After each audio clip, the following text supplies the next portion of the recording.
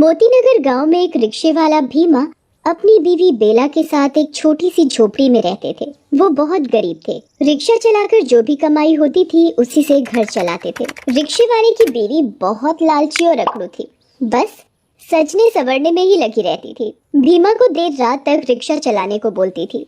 एक दिन भीमा रिक्शा जल्दी चलाकर घर लौट आता है। अरे भगवान, कहाँ हो? जरा पानी तो पिलाना। अजी पानी बाद में पीना, पहले जो आज कमाया है वो सारा मेरे हाथ में रखो। भीमा वहाँ बिछी खाट पर बैठ जाता है और सारे पैसे अपनी बीवी के हाथ में देता है। ये लो भगवान, आज की कमाई। आज बस इतना ही? बाकी पैसे तुमने छुपा तो नहीं लिए? वो आज मैं जल्दी घर आ गया ना, तो ज्यादा नहीं कमा पाया। बेला गुस्से से भीमा को देखती है। अच्छा ठीक है, कल जल्दी जाना और देर से आना और ज्यादा पैसे भी कमा कर आना। रात हो जाती है, दोनों सो जाते हैं और सुबह जल्दी उठकर अपना रिक्शा लेकर भीमा चला जाता है। जब बेला की सुबह आँख खुलती है तो उसका पति उसे सोया हुआ नहीं देखता। अच्छा, आज तो जल्दी चले गए। ठीक है ना, आज ज्यादा पैसे कमाएंगे। भीमा अपना रिक्शा लेकर सड़क पर जा रहा होता है और रिक्शा रोकता है। अरे ओ रिक्शा वाले भैया, रिक्शा रोको। भीमा रिक्शा रोक लेता है। साहब कहाँ जाना है? भारतपुर जाना है, चलोगे क्या? हाँ चलूंगा साहब। कितने पैसे लोगे? 20 रुपए साहब। 20 रुपए? नहीं नहीं, मैं तुम्हें 10 रुपए दूंगा। चलना है तो चलो। भीमा अच्छा और ईमानदार इंसान होता है तो वो 10 रुपए में भी मान जाता है। अच्छा साहब ठीक है, बैठ जाइए रिक्शे में। आदमी रिक्शे में बैठ जाता है और भीमा उस आदमी को भरतपुर उतार देता है। उस आदमी के जाने के बाद भीमा की नजर रिक्शे के पीछे वाली सीट की तरफ जाती है। वो देखता है कि वो आदमी रिक्शे में अपना कोई थैला जल्दी में होने के कारण भूल जाता है। भीमा वो सामान उस आदमी को वापस लौटाने के लिए जैसे ही मुड़ता है तो वो देखता है कि वो आदमी तो बहुत दूर चला गया होता है। अब भीमा सोचता है कि ये सामान मैं उसको उसके घर जाकर दे दूंगा। सुबह से रात हो जाती है। रात के 11 बज जाते हैं। भीमा अब घर जाने की सोचता है। अब मुझे घर चलना चाहिए, बहुत देर हो गई है। आज भी कुछ ज्यादा पैसे हाथ नहीं आए। बेला फिर कुछ खरी खोटी सुनाएगी। भीमा उदास मन से घर चल पड़ता है। घर पहुंचकर रोज की तरह सारे पैसे अपनी बीवी को दे देता है।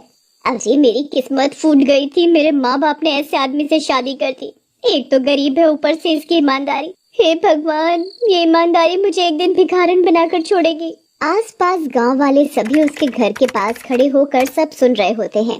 गांव वाले आपस में बातें कर रहे होते हैं। अरे भाई, इनका तो ये रोज रोज का लड़ाई झगड़ा हो गया है। हाँ भाई, ये भीमा तो सीधा साधा है, इसकी बीवी के आगे नहीं चलती। भाई भीम की तो किस्मत ही फूट गई है। ऐसी बीवी से शादी करके बेचारा भीमा करे भी तो क्या करे। बीवी को पैसे के अलावा कुछ दिखाई नहीं देता। पैसा पैसा, बस पैसा चाहिए। चलो भाई चलो, अपने अपने घर चलते हैं। सभी गांव वाले अपने अपने घर चले जाते हैं। तभी बेला की नजर उस थैले पर पड़ती है जो वो आदमी रिक्शे में भूल जाता है। बेला जब उस थैले को खोलकर देखती है तो उसमें कुछ पैसे और कपड़े पड़े हुए होते हैं। बेला उसमें पैसे और कपड़े देखकर बहुत खुश हो जाती है। अरे वाह, आज क्या लॉटरी लग गई, इतने पैसे और इतने अच्छे कपड़े, मजा आ गया। पर ये थैला मिला कहाँ से?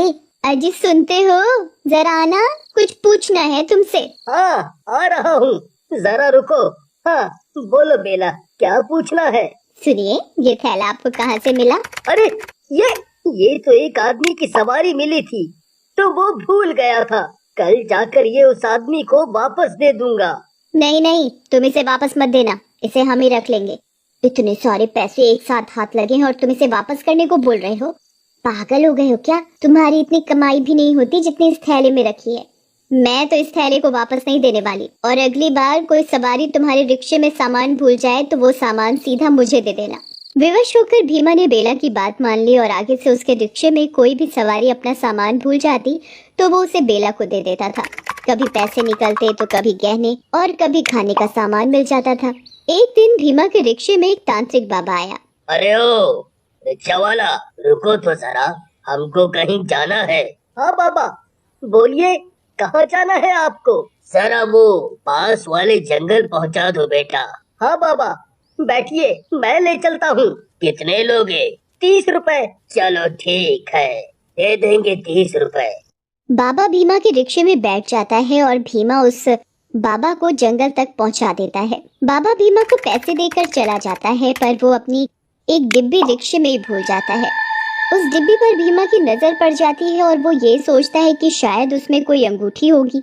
भीमा उस डिब्बी को खोलता है और उसमें से एक भूत निकलकर भीमा के अंदर घुस जाता है। अरे वाह, आखिरकार उस छोटी सी डिब्बी से निकलकर ये इंसान का शरीर मिल ही गया। अब मैं लोगों को मार मार कर खाऊंगा। उसी वक्त उस जंगल के रास्ते से एक आदमी जा रहा होता है और आदमी को वो भूत देख लेता है। अरे वाह, इतनी जल्दी शिकार भी मिल गया। आज तो मजे आ गए, मजे। इसे तो अभी मार के खाता हूँ।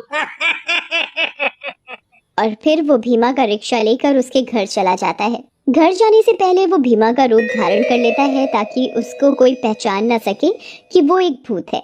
अब घर के अंदर चला जाता है और अंदर जाते ही सो जाता है। आधी रात को बेला को कुछ आवाज सुनाई देती है और वो उठकर देखती है तो भीमा सोते सोते कुछ अजीब सी आवाज निकाल रहा होता है। बेला इस चीज को नजरअंदाज करके सो जाती है। जब बेला सुबह उठकर देखती है तो भीमा रोज की तरह रिक्शा लेकर जा रहा होता है। बेला को बाहर से कुछ गांव वालों की चहल पहल की आवाज सुनाई पड़ती है। अरे, आज गांव वाले इतनी चहल पहल क्यों मचा रहे हैं? ऐसा क्या हो गया? जरा देखें तो क्या हुआ। बेला घर से बाहर जाती है और एक औरत से पूछती है, क्या हो गया बहन, सब इतनी चर्चा में क्यों लगे हुए हैं? अरे बस पूछो मत बेला, आज सुबह एक आदमी जंगल के पास बड़ी बुरी हालत में मिला है। क्या बुरी हालत? कैसी बुरी हालत? क्या हुआ था उसे? ऐसा लग रहा था उस आदमी को किसी जंगली जानवर ने नोच नोच के खा लिया हो। सारी जगह खूनम खून हो रखी थी। मैं तो देखकर ही घबरा गई। अच्छा, लगता है हमारे जंगल में कोई जंगली जानवर घुसा है। मैं भी अपने पति से कहूंगी कि जरा संभाल के रिक्शा चलाए। हाँ बेला, तू ध्यान रखियो अपना। दूसरी तरफ भीमा के अंदर घुसा भूत रिक्शा चला रहा था। उसे जो भी सवारी मिलती उसे बैठा कर वो जंगल की तरफ ले जाकर खा जाता। ऐसा करते करते रात हो जाती है और वो भूत भीमा का रूप लेकर घर पहुंचता है। अगले दिन रात को बेला को फिर से कोई अजीब सी आवाजें सुनाई देती हैं। बेला देखती है कि उसका पति घर से बाहर कहीं जा रहा होता है। अरे, ये कहाँ जा रहे हैं? जरा देखो तो सही। बेला उसका पीछा करती है। भीमा जंगल की तरफ जाकर फिर से भूत के रूप में आ जाता है। बेला ये सब देखकर बहुत घबरा जाती है। हे भगवान, ये क्या हो रहा है? मेरा पति भूत कैसे बन गया? हे भगवान। अब वो भूत किसी आदमी को पकड़कर उसको मारकर खा रहा होता है। बेला ये सब देखकर चौंक जाती है और सीधा घर की तरफ भाग जाती है। डरी हुई बेला घर के कमरे में जाकर छुप जाती है। हे भगवान, ये मैंने क्या देख लिया? बहुत डर लग रहा है। मेरा पति भूत कैसे बन गया? वो भूत वापस भीमा का रूप लेकर घर आकर सो जाता है और सुबह उठकर दोबारा रिक्शा लेकर लोगों को खाने चला जाता है। बेला सुबह उठकर रात की बात याद करके उसका हाल सोचने लगती है। तभी उसे याद आता है कि उस जंगल में एक तांत्रिक बाबा रहता है। वो बाबा, अब तो वो बाबा ही है जो मेरी मदद कर सकता है। हाँ, अब मुझे उसी बाबा के पास जाना चाहिए। बेला उस बाबा के पास जाती है और उसे सारी बातें बताती है। बाबा बहुत बड़ा अंतर्यामी होता है, तो अपनी योग शक्ति से वो सब जान लेते हैं। मैं सब जान चुका हूँ। मैं तेरे पति के रिक्शे में बैठा था एक बार और मेरे हाथ में एक छोटी सी डिब्बी थी जिसमें मैंने एक बुरी आत्मा कैद करके रखी थी। वो डिब्बी मैं तेरे पति के रिक्शे में ही भूल गया और उस पर तेरे पति की नजर पड़ गई। तेरे पति ने उस डिब्बी को खोल कर देखा और तभी उसके अंदर वो बुरी आत्मा समा गई। हे भगवान, मेरे लालच की वजह से आज मेरे पति मुसीबत में पड़ गए। अब मैं कभी लालच नहीं करूंगी बाबा। अब क्या इसका कोई हल नहीं? अब मेरे पति कभी ठीक नहीं हो पाएंगे। नहीं नहीं, ऐसा नहीं है। तेरा पति बिल्कुल ठीक हो जाएगा। मैंने अभी अभी अपनी योग शक्ति से ये पता लगा लिया है कि डिब्बी अभी भी उस जंगल में पड़ी हुई है।